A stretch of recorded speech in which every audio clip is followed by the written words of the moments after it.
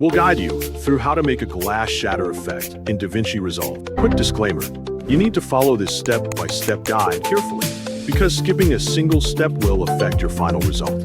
If this guide helpful, don't forget to like and subscribe. First, don't forget to comment if you still need our help or want to ask something, and we will reach you as soon as possible. Second, open DaVinci Resolve on your PC and waiting for the program to load completely.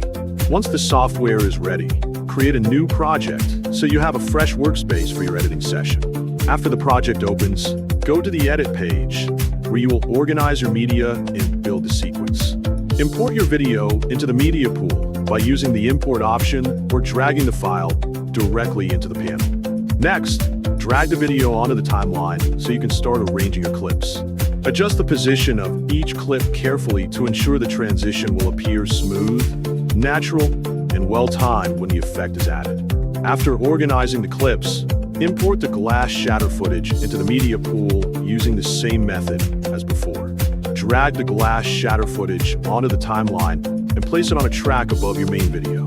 Position the glass shatter footage so it sits exactly between the two clips, allowing it to cover the transition perfectly.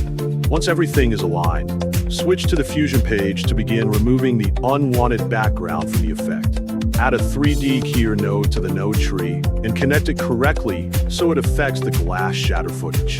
Use the 3D keyer to select the background behind the glass shatter footage, making sure only the glass remains visible. If you notice any leftover background color around the edges, increase the decibel value gradually until the unwanted color disappears and the glass looks clean. After completing the keying process, return to the Edit page and preview the effect by playing the timeline from beginning to end. Export your finished video using your preferred settings, then save the file to your chosen location so it is ready for sharing or further use.